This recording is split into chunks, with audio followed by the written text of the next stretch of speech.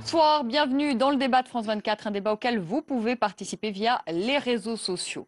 Le vote au Sénat concernant la loi électorale qui pourrait permettre au président Joseph Kabila de rester au pouvoir est remis à demain. C'est ce que l'on a appris ce soir. Une loi, vous le savez, controversée puisqu'elle exige un recensement électoral, c'est l'article 8, un recensement qui pourrait prendre des années. Et bien, cette loi est contestée aujourd'hui dans la rue. Les affrontements entre forces de l'ordre et protestataires ont fait depuis lundi au moins 12 morts. Ça, ce sont les chiffres du gouvernement. Mais la Fédération internationale des droits de l'homme, elle parle de 42 morts rien que pour Kinshasa. Parce qu'il faut savoir qu'il y a eu des manifestations aussi à travers le pays, notamment à Goma, dans l'est du pays. Il y a eu encore ce jeudi des affrontements avec 2 blessés sérieux. Alors la question que l'on peut se poser, est-ce qu'on peut penser qu'il puisse y avoir peut-être une révolution en République démocratique du Congo, comme celle que l'on a vue en octobre dernier, balayer le président Compaoré au Burkina Faso. Eh bien, on va en parler avec nos invités, avec vous, Jacques Distingué-Comba, bonsoir. Bonsoir. Madame. Merci d'être avec nous. Vous êtes chargé de communication de la majorité présidentielle en France. Vous représentez donc le pouvoir congolais. Frédéric Kita, bonsoir. Vous êtes secrétaire général du parti Démocratie chrétienne en RDC, qui est l'un des plus vieux partis d'opposition. Vous êtes proche de l'UDPS, qui est le parti d'Étienne Tshisekedi. Et il faut savoir que le numéro 1 de votre parti, Eugène Diomi Dangandala, est en prison pour viol sur mineur. Des accusations qu'il a contestées puisqu'il a parlé de procès politique. Pierre Boisselet, bonsoir. Vous êtes journaliste à Jeune Afrique. Vous êtes spécialiste de la République démocratique du Congo. Vous y étiez encore en octobre dernier. Avec nous, Louis Magloire Kemayou, bonsoir. Vous êtes journaliste indépendant, président du Club de l'information africaine. Jacques Distingué-Comba, tout d'abord, est-ce que vous pouvez nous expliquer pourquoi ce vote a été reporté? C'est par rapport à tout ce qui se passe, toutes les manipulations qui se font dans les chefs des opposants, pour ne pas que cela soit fait. C'est pour cela que ça a été reporté, et puis après, on verra comment est-ce que ça sera organisé. Elle va être votée, cette loi? Vous allez aller jusqu'au bout? On ne peut pas dire si on va aller jusqu'au bout, parce que ce n'est pas nous qui devons décider pour aller jusqu'au bout. Ce sont les propositions des lois, ça vient de quitter le Parlement, et maintenant c'est au niveau du Sénat. Donc on va attendre ce que le Sénat va dire, ce n'est pas nous maintenant. On a fait une proposition de loi et c'est au Sénat maintenant de décider. Alors ce qu'il faut savoir, c'est qu'il y a un article 8 dans cette loi qui préconise donc un recensement. Exact. On rappelle à nos téléspectateurs qu'il y a 70 millions d'habitants en République démocratique du Congo, donc que ce recensement va pas prendre 6 mois, il va prendre peut-être 1 an, 2 ans, 3 ans, 4 ans, 5 ans. Et donc les opposants accusent le pouvoir en place de se servir de cette loi pour permettre à Joseph Kabila de se maintenir au pouvoir. Mais on ne peut pas parler à ce niveau de l'accusation, parce que... C'est ce qui est dit dans la rue, en tout cas. Merci. Donc, je dirais déjà d'emblée à ce niveau que ni le chef de l'État, ni les gouvernements, personne ne s'est tenu pour dire que les élections présidentielles étaient subordonnées au recensement. Ça n'a rien à voir. Personne ne l'a affirmé pour dire que les élections sont subordonnées au recensement. Donc, le recensement, c'est question de l'équité pour la législation, pour le partage de postes dans la législative. Ça n'a rien à voir avec le présidentiel. Donc, ce que vous nous dites ce soir, c'est que l'élection présidentielle de 2016 sera maintenue, même si cette loi est votée. C'est ce que vous nous dites ce soir. Nous attendons à ce que la CENI nous donne le calendrier. C'est à la CENI de nous sortir un calendrier des élections que nous devons respecter. Nous tous, que ce soit les opposants, que ce soit la majorité, que ce soit la société civile. Donc si la CENI dit que ça sera pour dans 4 ans, les élections, ça sera dans 4 ans. Si c'est une autorité compétente que nous avons choisie, donc nous devons que nous plier à ce que la CENI va nous dire, à moins qu'au jour d'aujourd'hui, qu'on prenne la décision de balayer la CENI. Si c'est une autorité compétente. Frédéric Kita, qu'est-ce que vous répondez à ces arguments? Finalement, il n'y a pas de lien, si je comprends bien, entre le recensement et ces élections. Est-ce que c'est un argument qui fait écho chez vous, qui tient la route? Bon, d'abord, je tiens à présenter mes condoléances aux familles des victimes. N'oubliez pas qu'aujourd'hui, il y a encore mort de trop en République démocratique du Congo. Aujourd'hui, la République démocratique du Congo est en deuil. Il y a selon le bilan que j'ai personnellement depuis ce matin, il y a plus de 138 morts sur l'ensemble du territoire. Donc, nous condamnons d'ailleurs, comme on l'a fait depuis hier, ces actes de barbarie de la part de M. Kabila et de ses hommes. Quant à la loi électorale, nous l'avons dénoncée plusieurs fois depuis 2012. juste après les élections, où nous avons demandé clairement à M. Kabila un dialogue pour régler ce problème de la crise de légitimité que M. Alors, on Kabila va n'a le rappeler jamais... à nos téléspectateurs, c'est que la dernière élection présidentielle à laquelle a concouru, pardonnez-moi, Étienne Tshisekedi, a été remise en cause. En tout cas, les résultats ont été remis en cause par les organisations internationales qui ont suivi ce scrutin et qui ont parlé de nombreuses irrégularités. On le Effectivement. rappelle pour nos Voilà, merci téléspectateurs. beaucoup. Alors, au jour d'aujourd'hui, M. Kabila veut se terniser au pouvoir. Ce n'est pas un secret pour personne. Nous savons bien que la loi que M. Évariste Bochab a présentée au Parlement, c'est pour retarder le processus électoral. Comme il y a eu trop de pression par rapport à la modification ou au changement de la Constitution, M. Kabila a trouvé les mécanismes, avec sa majorité mécanique, bien sûr, au Parlement, de mettre en place une loi qui fait fâcher aujourd'hui l'ensemble de la population. Je précise bien à mon ami qui est en face, un compatriote, que ce n'est pas la loi électorale qui fait que, disons, cette vase déborde, mais c'est parce que la population dans son ensemble, y compris avec nous l'opposition, nous avons compris que M. Kabila joue un mauvais jeu comme il a fait en 2006 et en 2011.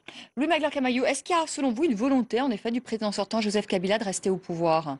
Ce qu'il y a de façon très claire, c'est une crise de confiance. Qu'on le désigne comme on veut, mais cela se résume en une crise de confiance. Nous sommes quand même dans un pays qui, depuis 1960, n'a connu que des coups d'État et des situations de dictature très prononcées. Et donc, le désamour, le manque de confiance entre les populations et leurs dirigeants atteint son paroxysme.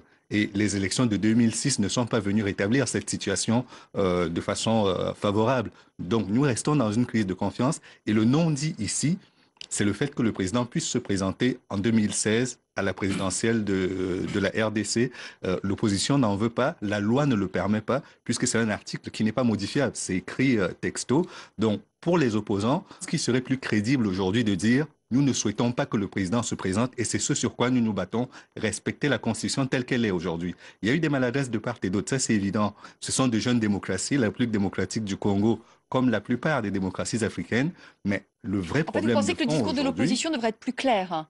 il devrait être clair. On ne devrait pas jouer sur les mots parce qu'on traîne 6 ans ou qu'on aille plus vite en faisant l'élection en 2016, ça ne change pas grand-chose à la situation. Si le président Kabila accepte d'organiser l'élection en 2016, mais qu'il se présente, on aura le même déferlement de haine et de désamour entre la population et lui. Donc ça, c'est quelque chose d'acquis déjà. Je pense que là-dessus, on n'a plus aujourd'hui à ergoter pour savoir si on est d'accord ou pas. Donc, je crois qu'il devrait le dire et qu'on ne devrait pas non plus être en train de remettre en cause systématiquement les organes qui organisent l'élection. Je me souviens que la première élection avec l'abbé Malou Malou, on avait déjà discrédité la commission électorale au moment où il la tenait.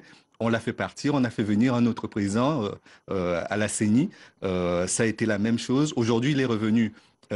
En termes de crédibilité, je pense qu'il a une crédibilité quand même si elle est relative, il en a une. Et je pense que le jeu électoral gagnerait en clarté si tout le monde respectait les règles et si on ne se lançait pas des attaques beaucoup plus personnelles que sur le fond du sujet.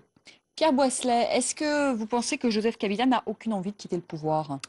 C'est clairement ce que pense l'opposition. C'est pas seulement ce que pense l'opposition. Il y a des soupçons qui, comment dire, existent aussi chez les diplomates occidentaux à Kinshasa. Disons que Joseph Kabila, le président congolais, n'a pas, disons, dissipé ses soupçons parce qu'il s'est refusé à dire ouvertement je partirai en 2016. À partir de là, disons que ça nourrit tous ces soupçons. Et effectivement, ce recensement, c'est quelque chose dont on sait qu'il va être très complexe et prendre beaucoup de temps. Alors j'ai entendu un diplomate dire qu'il a fallu 4 ans, non mais quand même pour donner une idée à nos téléspectateurs, pour recruter 11 000 policiers. Et je rappelle qu'en République démocratique du Congo, il y a 70 millions d'habitants.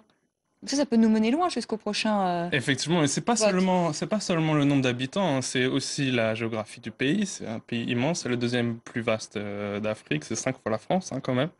Et surtout, les infrastructures sont dans un état souvent déplorable, les infrastructures routières notamment. Donc pour accéder à certains coins reculés, on comprend que c'est très difficile. Et il y a aussi la question du financement de ce recensement. On parle de 500 millions de dollars quand même, c'est énorme. Et pour l'instant, qui va financer, on ne sait pas. On ne sait Ouais, pas c'est tout précisément le problème. comment ça va être financé. Alors, Jacques Distingué-Combat, tout d'abord, pour rebondir sur ce que vient de dire Pierre Boisselet, pourquoi, pour calmer le jeu, le président Kabila ne s'adresse pas à la nation et ne dit pas je ne me représenterai pas, de toute façon, je n'ai pas le droit, puisque la Constitution ne m'autorise qu'à avoir 2 mandats. Pourquoi ne va-t-il pas à la télé et dire à ses compatriotes, c'est fini pour moi, je passe le relais et on calme le jeu? Pourquoi? Je pourrais changer la question d'une autre manière aussi. Qui a entendu le président passer dire que je me représenterai en 2016? Personne. Le même pourquoi peut aller dans un camp comme dans un autre. Oui, sauf que de dire aujourd'hui, alors qu'il y a des... Jusqu'au jour d'aujourd'hui, madame, la Constitution, elle reste respectable et tout le monde va la respecter. Personne n'est prêt à violer la Constitution. Mais c'est peut-être ça le tour de passe-passe, c'est en tout cas ce que disent les opposants, c'est-à-dire qu'on laisse la Constitution électorale. Personne n'a touché à la Constitution. La loi électorale, jusqu'ici, c'est les 2 chambres du Parlement qui ont le pouvoir, à chaque fois qu'il y a les élections, d'établir et de préparer les élections et de voter de lois, de modifier de choses. Ça, c'est aux 2 chambres, ce n'est pas au président de la République. Là, on est à la veille des élections et les 2 chambres ont pris cette responsabilité de voir. Ils sont en train de discuter, voir ce qui doit se faire. Magloire Camaillot. Moi, je pense qu'il y a quelque chose de bien plus grave que cela. C'est qu'aujourd'hui, nous sommes en train de jouer aux constitutionnalistes là où il n'y a pas lieu de le faire. Franchement, parce que les problèmes de la RD Congo sont autrement plus importants. En 2001, on assassine le président, le père de Kabila. Laurent Désiré Kabila. C'est là qu'il arrive au pouvoir. Mais cela n'arrête pas ce qui avait commencé à la suite du génocide rwandais. C'est-à-dire qu'on a plus de 6 millions de personnes qui sont mortes dans l'Est. Il y en a encore de nombreuses personnes qui ont été déplacées et la situation n'a jamais été réglée. Donc, que Kinshasa se porte bien ou pas, que Goma et les autres se portent bien ou pas, je n'ai pas entendu un seul membre ou de l'opposition ou du pouvoir s'en inquiéter. Et c'est ça qui est le plus impressionnant. C'est qu'on se trouve aujourd'hui dans des batailles d'apothicaires où on essaie de justifier... Alors qu'il y a une guerre, c'est une des guerres les plus meurtrières d'ailleurs, dont on parle peu. Les médias, il y a peu de caméras dans l'Est de la RDC. Vous parliez de toutes ces victimes, 6 millions de morts, mais c'est aussi des femmes qui sont violées, des rébellions de toutes parts qui massacrent des populations. Donc, je crois que c'est cela qui est aujourd'hui le fond du problème et le manque de confiance dont je parlais en début d'émission provient aussi de cela. C'est que face à toutes ces misères humaines, face à tous ces drames qui s'abattent sur le pays, les politiciens trouvent quand même le moyen de jouer à des apprentis sorciers et à mettre le pays à feu et à sang. Donc, je pense que c'est sur ça qu'il faudrait se poser la question de savoir si véritablement ces politiciens se sentent en légitimité. L'opposition est très diminuée. Il ne faut pas se raconter des histoires. Elle est très diminuée. Parce que divisée? Elle est très divisée, même au sein des partis. Vous prenez le MLC ou le parti de Tshisekedi aujourd'hui, ce sont plus des partis qui vivent sur le vestige de leur passé que sur un vrai ancrage national. Le PPRD a son assise du fait qu'il est le parti au pouvoir, mais cela ne signifie pas qu'il a une assise nationale encore plus importante que les partis d'opposition. Donc, finalement, il faudrait que les politiciens comprennent que les populations ont besoin qu'ils s'occupent d'elles et que le jeu auquel ils jouent aujourd'hui les discrédite tous. Sur le discrédit, justement, Frédéric Kita, j'aimerais que vous réagissiez de la classe politique et de l'opposition également, une opposition qui n'arrive pas à parler d'une seule et même voix, une opposition émiettée, divisée. Bon, je crois que mon ami ne maîtrise pas vraiment la situation politique congolaise. Même mon compatriote d'en face va le contredire. L'opposition politique congolaise... Là, vous vous serrez quand même les coudes quand il s'agit de ça. Vous n'êtes pas d'accord sur le truc, mais là, vous vous serrez les coudes. L'opposition politique congolaise est aujourd'hui, bien sûr, plurielle, mais quand il s'agit des actions communes, comme le cas actuellement, nous sommes ensemble. Notre élite, c'est quoi? Nous sommes allés aux élections de 2011. N'oubliez pas que nous venons de crises à répétition. Il y a eu le gouvernement du 1+4 pendant un gouvernement que tout le monde connaît. Mais pour éviter la guerre, nous avons dit on va se mettre ensemble. Et au jour d'aujourd'hui, on a adopté une constitution depuis 2006 qui a été encore révisée en 2010. Et aujourd'hui, nous avons dit, pour éviter la guerre, M. Kabila, merci, tu es au pouvoir depuis 2001, mais il faut respecter la Constitution. Mais ce que nous refusons, nous, l'opposition, même la population congolaise dans son ensemble, c'est la pérennisation de M. Kabila au pouvoir. C'est ce que nous refusons. Et quand mon ami dit ici que non, l'opposition est affaiblie, l'opposition n'est pas affaiblie. L'opposition n'est pas affaiblie. Nous menons une lutte en face d'un adversaire qui a l'armée, qui a des milices, qui a l'argent du trésor public. Nous menons ce combat avec nos maigres moyens. Mais il ne faut pas dire que l'opposition n'est pas affaiblie, cher ami. Nous continuons le combat et nous allons jusqu'au bout. La preuve, même la communauté internationale hier minimisait cette opposition. Mais on a montré de quoi nous sommes capables. Et on attend demain ce que le Sénat va faire. Vous allez voir ce qui va arriver. Ne confondez pas l'opposition et la population. C'est vrai que la population est descendue dans la rue. Cher ami, nous sommes pas... Laissez pas lui, Magloire Kemayou, qu'il vous réponda. Je ne suis pas certain que quand vous parlez de l'opposition, on parle de la même personne ou des mêmes développements. Parce qu'au Burkina Faso, on a vu un processus se mettre en place. Depuis 2011, l'opposition était dans un processus qui l'a porté au pouvoir au bout d'un certain nombre d'années. Ça a pris 3 ans. En RDC, Jean-Pierre Bemba est allé en prison, son parti a commencé à éclater. Aujourd'hui, le président Tshisekedi, aussi honorable qu'il soit, est affaibli. Il est malade. Il est très malade. Il est en Belgique, c'est ça? Voilà. Il est parti en août dernier. Voilà. Et aujourd'hui, on a du mal à savoir qui porte véritablement la voix de l'opposition. Vous pouvez me dire que tous les autres leaders sont valables sur le terrain, mais le fait est que ce soit le président Katumbi, gouverneur du Katanga ou les autres, il reste aujourd'hui très fragmentaire par rapport à ce que représente ce grand mouvement aujourd'hui vécu sur le terrain. Jacques Tikini-Komba, pourquoi le gouvernement tire à balles réelles sur sa population? Il n'y a pas eu le gouvernement qui a tiré sur la population. Qui a tiré sur la population? En fait, là, il faut qu'on puisse éclairer un peu la situation. Parce que jusqu'ici, il n'y a aucun policier qui a reçu l'ordre, aucun policier qui a pointé son arme sur la population. La population, incitée par les opposants, est sortie dans la rue et se sont lancés sur le bien des privés. Et ce sont les vigiles, je puis vous garantir, ce sont les vigiles qui sont armés, parce que là-bas, les vigiles, ils sont armés, personne ne me contredirait. Et ce sont les vigiles pour leur défense et pour la protection de biens et qui ont répliqué. Et jusqu'ici, il y a 12 morts, dont un policier et 11 civils. Vous parlez de 12 morts, la FIDH parle de 44 morts. La situation... la FIDH fait 42 morts, pardonnez-moi, rien que pour Kinshasa. Que vont devenir les 343 personnes qui ont été interpellées? Que vont-elles devenir? En fait, tous qui sont comme protagonistes de ces mouvements barbares à Kinshasa, personne ne restera impuni. En commençant déjà par les commanditaires et tous ceux qui participent à ces mouvements, tous ceux qui sont interpellés, tous ceux qui sont arrêtés seront punis. Parce que c'est un acte qu'on ne tolère pas, surtout pas cette période.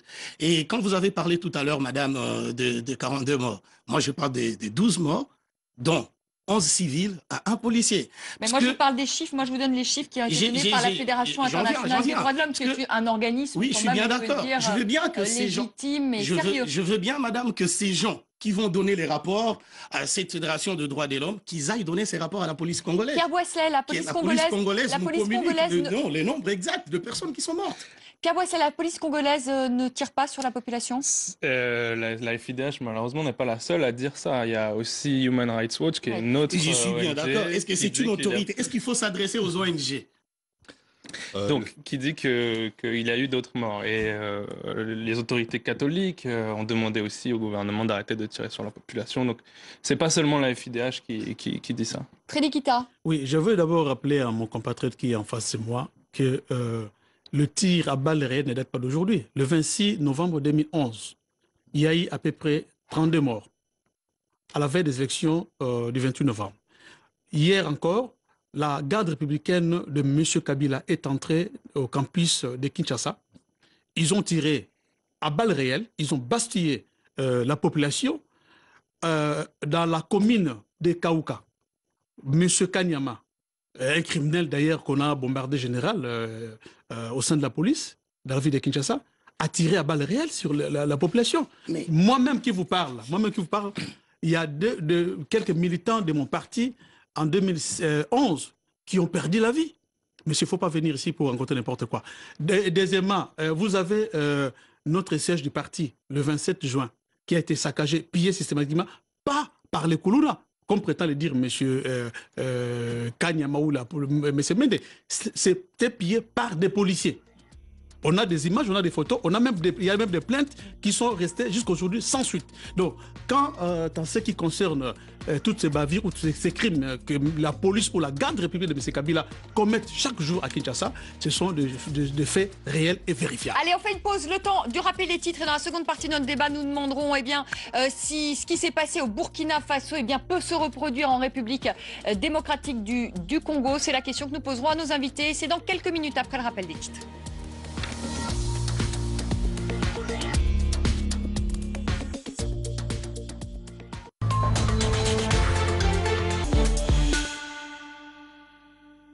La seconde partie de notre débat consacrée donc ce soir à la situation en République démocratique du Congo. Il y a eu de nouvelles manifestations, je vous le disais, dans l'est du pays, à Goma. La nouvelle loi électorale devait être votée initialement aujourd'hui par le Sénat. Eh bien, le vote a été reporté, sans doute en raison de la situation très tendue dans le pays, à Kinshasa, mais également dans l'est du pays, où il y a eu de nouvelles manifestations. À Goma, 2 personnes, je vous le disais, ont été sérieusement blessées. On va parler dans un instant de la communauté internationale. On n'entend pas beaucoup de condamnations de ci, de là. On cherchera à savoir pourquoi. Mais avant ça, je voudrais faire un tour de table. Jacques Distingué-Combat, est-ce que vous craignez pas un scénario à la Burkina Faso? Et d'ailleurs, pour l'anecdote, c'est Christophe Boisbouvier sur ce plateau qui me la racontait, qui me disait qu'une délégation de RDC, ça vous fait sourire Pierre Wesley, était allée le 31 octobre justement à Ouagadougou pour savoir comment le président Compaoré allait s'en sortir avec cette volonté, cette modification de constitution. Et cette délégation eh bien, a vécu en direct le président, donc la destitution du président burkinabé. Il paraît qu'elle est revenue un peu tremblante à Kinshasa. Est-ce que vous craignez ça aussi pour votre pays?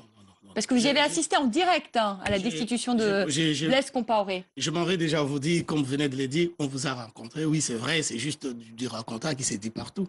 Mais personne ne peut... Pierre Boisset a l'air d'y croire. J'ai entendu cette histoire aussi. Il a entendu aussi, voilà. C'est comme ça, il a entendu. Tout est-ce que vous craignez? Bon, en tout cas, il y a une chose qui est sûre, c'est que le président Compaoré a été balayé par la rue. Je vais vous expliquer ici 2 situations. Nous ne sommes pas au niveau de Burkina Faso. Ce que Burkina a connu il n'y a pas longtemps, c'est ce que nous avons connu il y a 17 ans. Notre Blaise Compaoré, c'est Mobutu qu'on a eu à chasser il y a longtemps. Donc nous ne pouvons pas revenir, on ne peut pas comparer les 2 pays déjà, parce que eux, je pouvais dire maintenant, c'est leur maréchal Mobutu qui vient de chasser. Mais nous, les nôtres, il est parti il y a 17 ans. Donc les pays connaissent, on a assez avancé maintenant. On ne peut plus revenir nous comparer au pays, au Burkina Faso, non. Et la deuxième des choses, là, les gens qui souhaitent, je ne sais pas si ça s'est dit partout, nous allons faire à la Blaise Compaoré et tout. Mais si c'est un souhait, je ne pense pas que ça sera qu'un problème du Congo ou de la RDC. Non, ça sera un problème qui va toucher les Grands Lacs. Vu la position géographique de notre pays, de la RDC, c'est différent du Burkina Faso. Donc on ne peut pas souhaiter un tel problème. Et je ne le vois, je vois pas cette situation venir. Comme je vous l'ai dit tout à l'heure, c'est une situation que nous avons connue il y a 17 ans. Notre Blaise Compaoré était déjà parti il y a 17 ans. Là, nous avons énormément avancé. On ne peut pas les souhaiter, on ne va pas les vivre. Frédéric Kita. Bon, d'abord, je suis... Est-ce qu'une situation à la Burkina est envisageable en République démocratique du Congo? D'abord, je voulais souligner une chose. Nous sommes plus que les peuples burkinabés. Non, l'article 64 de notre Constitution nous dit clairement de nous défendre au cas où une personne ou un dictateur, comme M. Kabila, veut se maintenir au pouvoir par la force. Donc là, on va utiliser l'article 64 de notre Constitution. Quand aux sénateurs, hier, j'ai loué l'esprit des sénateurs patriotes démocrates qui y ont dit clairement à leur président M. Kengo que cette loi, il faut que M. Bouchap la retire. Et c'est ce que nous... les sénateurs disent ça. Ils ont dit ça clairement. Donc ils n'en veulent pas de cette loi, les sénateurs. Personne ne veut de cette loi. Mais donc si le Sénat vote contre cette loi, vous pensez que ce n'est pas impossible que le Sénat vote contre cette loi et donc qu'elle tombe à l'eau? C'est un scénario possible? Déjà, la majorité des sénateurs ou des députés qui sont soit au Sénat ou à la Chambre basse, ce sont des gens nommés et non élus. Ça, je précise bien. Moi-même qui vous parle, j'ai été candidat député national, j'ai eu plus de 7011 voix. Que vous avez comptabilisé vous-même. Excusez-moi. Bon, allez, ça, on ne va pas faire des... Voilà, donc non, mais moi, ce que je vois, c'est... J'aimerais seulement dire une chose. Personne ne veut de cette loi parce que la population en a marre. M. Kabila craint pour les crimes qu'il a commis dans notre pays. Il sait que demain, s'il n'est plus aux affaires, il va aller à la CPI. Il n'y a pas que M. Kabila. Vous avez tous les seigneurs de guerre qui ont... participé dans différentes rébellions, dont M. Mende beaucoup. Jean-Pierre Bemba, qui est par exemple à la CPI, bien sûr, aujourd'hui. Il est à la CPI, mais il n'y a pas que Jean-Pierre Bemba. Il y a M. Kabila et les Mende consorts qui doivent aussi, qui sont comptables aujourd'hui de la situation chaotique que nous vivons dans notre pays. Mais par rapport aux sénateurs, vous dites donc les sénateurs ne veulent pas de cette loi, la majorité mais vous des pensez... sénateurs. Mais donc, est-ce que vous pensez qu'ils vont voter contre ou vous pensez que sous la pression du pouvoir, ils voteront pour, même s'ils ne sont pas d'accord avec cette loi? Nous sommes dans un état policier. Même le député du PPRD, vous avez vu, certains députés ont claqué la porte. Le 17 janvier, quand M. Minakou a convoqué en catimini ces parlements, à l'insu d'ailleurs de députés de l'opposition. Donc, vous pensez qu'il peut y avoir pression sur eux? Ils sont sous pression. Aujourd'hui, d'ailleurs, je vous informe que M. Kabila a réuni, donc le matin et cet après-midi, sa police politique et le ténor de son parti.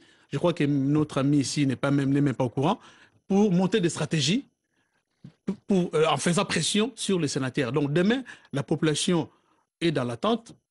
Avec l'ensemble de l'opposition, nous attendons. Pierre Boisselet, justement sur la comparaison avec le Burkina Faso, est-ce que ça tient la route? Parce que vous qui connaissez bien la République démocratique du Congo, est-ce que la société civile est la même? On a beaucoup dit au Burkina Faso que la société civile avait eu un rôle crucial dans le renversement du pouvoir. Est-ce que cette société civile est la même? Est-ce qu'elle compte autant? C'est pas la même, c'est clairement pas la même. C'est pas la seule différence, hein. Il y en a plusieurs, je dirais, entre la situation au Burkina et en RDC.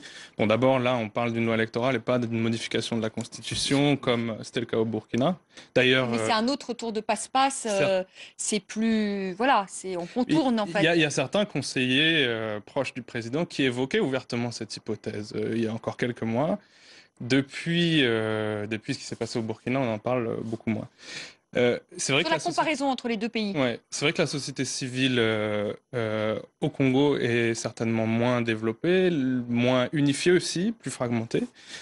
Mais ça, c'est vrai aussi du pouvoir, en fait, hein, parce que la République démocratique du Congo, c'est un pays très vaste, avec des provinces nombreuses, parfois très grandes, et même au sein de ce qu'on appelle la majorité présidentielle, tout le monde n'est pas exactement sur la même ligne. Il peut y avoir des débats au sein même de la majorité présidentielle sur l'opportunité de faire ceci ou cela.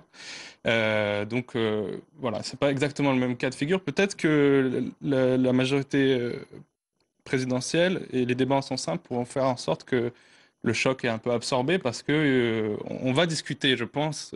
Il va y avoir des débats. Et à mon avis, c'est pour ça qu'a été suspendue la séance au Sénat aujourd'hui. Je pense qu'on va discuter au sein de la majorité présidentielle. Louis Magloire-Kemayou, j'entends beaucoup de spécialistes sur l'Afrique, j'en avais pas très longtemps, je pense notamment à Antoine Glaser qui disait, ou Alain Foka qui disait, je sens un nouveau souffle sur l'Afrique depuis cette révolution au Burkina Faso et je ne serais pas étonné de voir d'autres changements de pouvoir ailleurs. Vous êtes d'accord avec ça ? D'accord, mais avec un bémol. C'est que nous sommes quand même en contexte de Coupe d'Afrique des Nations, c'est-à-dire que les attentions sont aujourd'hui très absorbées par ce qui se passe en Guinée équatoriale. C'est-à-dire que si ça s'était passé avant ou après la Coupe d'Afrique des Nations, j'aurais parié beaucoup de choses qu'il y a capacité d'aller au bout.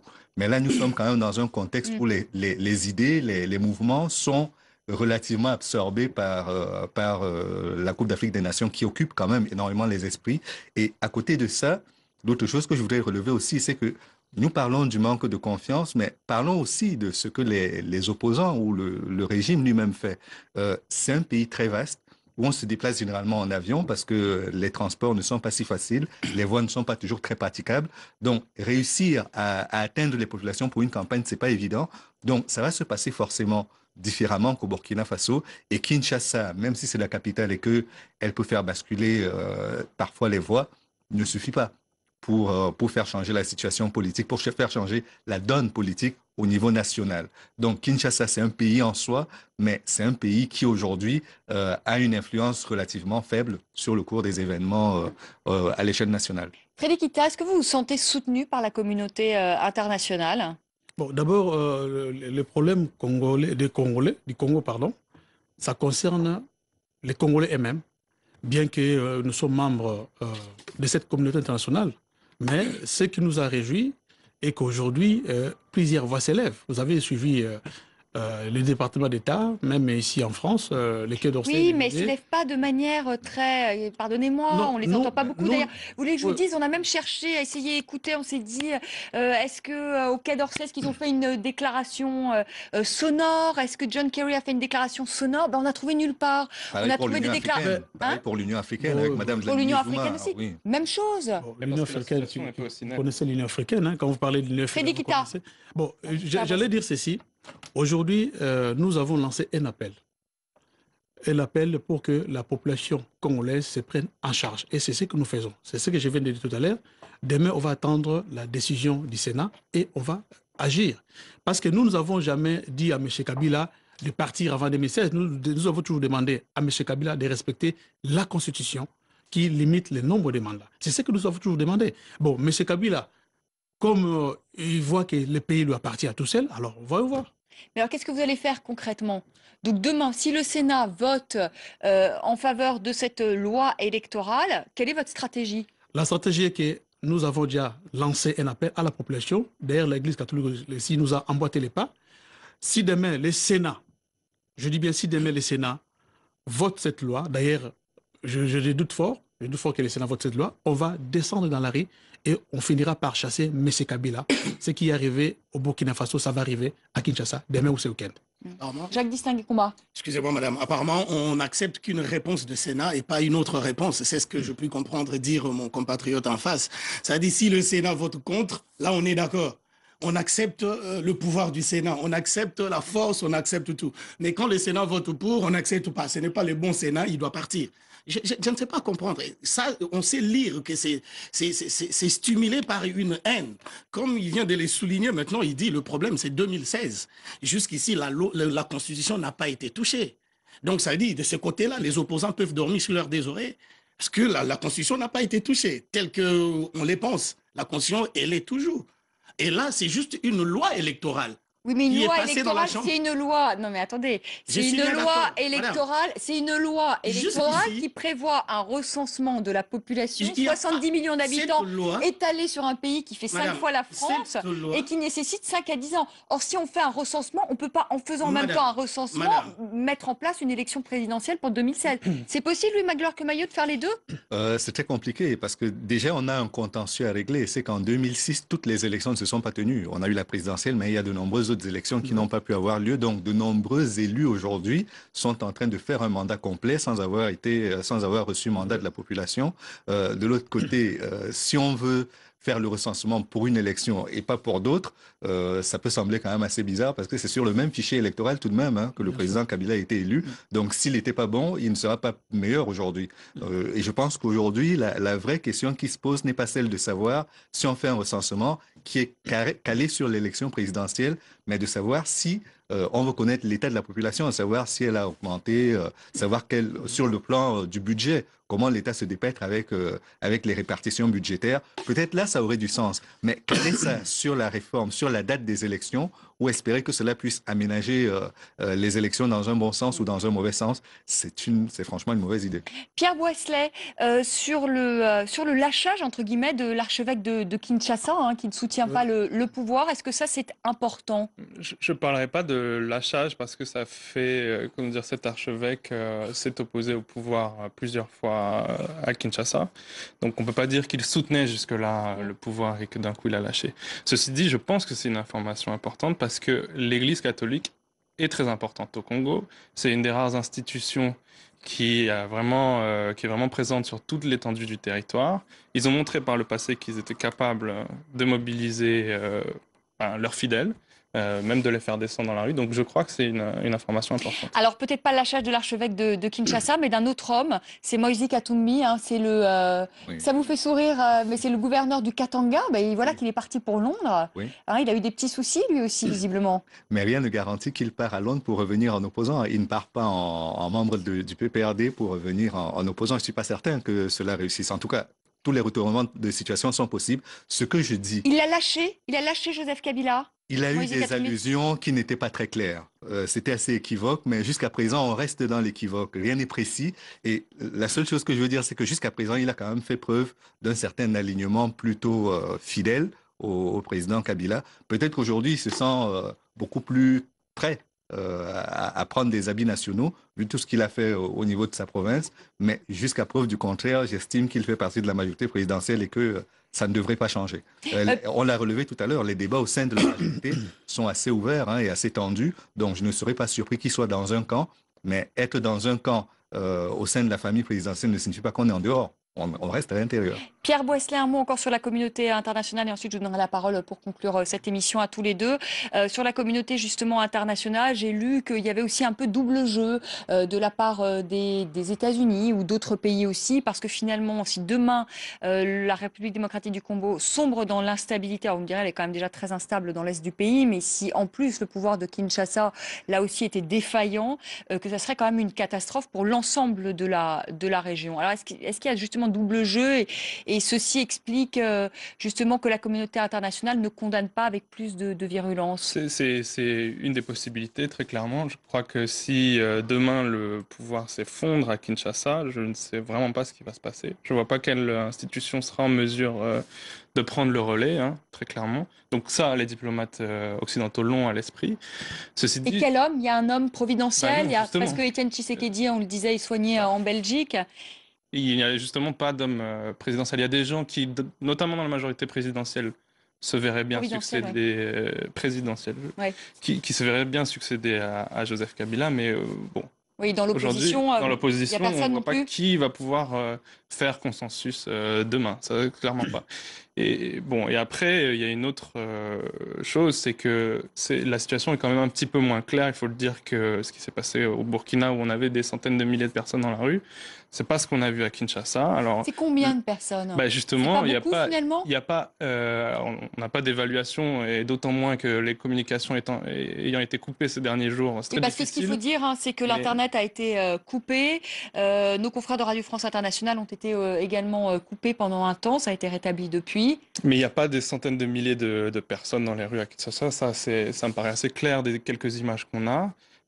Alors, l'opposition dira sûrement à raison que c'est aussi en raison de la répression policière qui a été très forte et que c'est compliqué de descendre dans la rue dans ces conditions. Ceci dit, c'est vrai qu'ils ne sont pas des centaines de milliers. C'est vrai aussi qu'il y a eu des pillards parmi les gens qui étaient dans la rue. Donc, face à une situation comme celle-là, pour les Occidentaux, de dire ça suffit, vous devez partir, ça me paraît très difficile. Jacques Distingué-Combat, pourquoi avoir coupé l'Internet? C'était pour Pourquoi avoir coupé nos confrères de Radio France Internationale? Ouais. Ça, du coup, ça oui. C'est normal. Écoutez, si demain, pardonnez-moi, on est en France et si le pouvoir français coupait l'Internet, on trouverait ça étrange. En tout cas, je pense que ça, c'est le fait ça relève carrément de l'autorité des opérateurs des télécommunications. Vous voulez dire qu'il y a eu une panne ou très bien répondre à cette question. Moi, je parle de la politique. Oui, ça, c'est de la... Pardonnez-moi, c'est le pouvoir. Ce n'est pas moi. Parce que ce que vous voulez me dire, c'est que c'est pas le pouvoir qui a donné cet ordre-là. C'est le président de je vous dirais. Quand on dit on a coupé l'Internet, ce n'est pas que pour une poignée d'hommes, pour un groupe d'hommes. C'est pour toute la République. Ça veut dire même pour la majorité présidentielle elle-même. Donc là, on ne peut pas du coup pointer du doigt à quelqu'un. Parce que je peux dire que même moi, j'ai eu des difficultés et couper nos confrères de RFI. Là, c'est aussi quelqu'un d'autre qui a pris la décision dans son coin. Non, je dirais, ce n'est pas une décision qui vient d'une seule personne pour dire couper tel groupe d'individus d'Internet, non. Et tout à l'heure, mon confrère en face, il a dit au Sénat, la majorité est contre, la majorité. Donc pourquoi on couperait l'Internet pour toute la majorité qui est contre et la majorité qui voterait? Vous avez une réponse à tout, Jacques Distingué-Combat. Merci beaucoup d'être venu sur le plateau de France 24. Merci Frédéric Kita. Merci Pierre Boisselet. Merci à vous également, Louis Maglar.